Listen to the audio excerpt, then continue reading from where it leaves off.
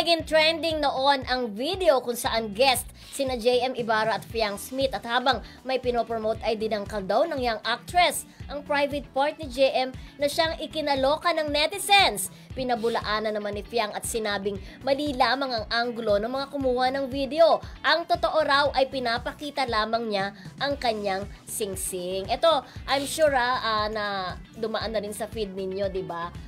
Sino kasama ko dyan? Si Romel. Dumaan sa feed nyo, yung parang may dinadangkal siya. So parang ang dating, ay, ang laswa naman. Dinadangkal kung ano, gaano kalaki. Ba? Gaano kalaki ang puso ko. Diba?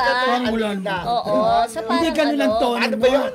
Kahit gaano kalaki, ganon. Ang puso ang aking pagmamahal. Mamahalan. Ay, naku, mali. So mali ang interpretation ng iba. So although matagal na nangyari yun nga sa kanyang vlog nga ni Papa O, ang ating kaibigan, doon niya nilinaw na parang may pinapakita lang siyang sing-sing na parang ang datingan kung nandun ka sa view na yon, parang sinusukat mo. Siyempre, ba't naman daw niya gagawin yon sa harap ng mga tao, di ba? So talagang mga netizen talagang meron silang sariling interpretasyon talaga. Kasi yun nga, di ba, Beth, meron sa kasing TV that time.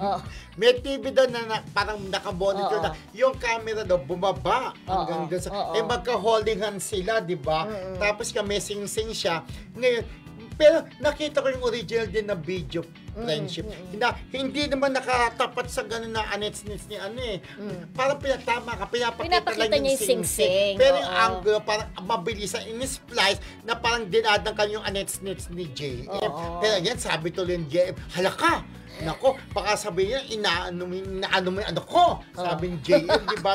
Kasi hindi naman sa parang hindi naman daw makaluma si JM. Kaya ayaw niya lang ng gano'n, baka isipin ng mga tao, ay bastos tong collab team ko, nang dadangkal ng anets-nets. Parang you will not do that naman to ruin your career, di ba? Parang ba't ka naman magsusukat in front ng maraming tao, di ba? Talagang magsusukat, di ba?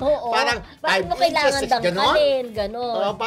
Sa harap ng maraming tao, lalo sa kanilang mga fanay, na, di ba, ang mga panay, kayo po ang role model. Kaya ibig sabihin, hindi ganun ang intention, di ba? Pero, ang mga netizen, dahil nga, hahanapan talaga pagka hindi nila gusto yung artista, hahanapan nila talaga ng sablay.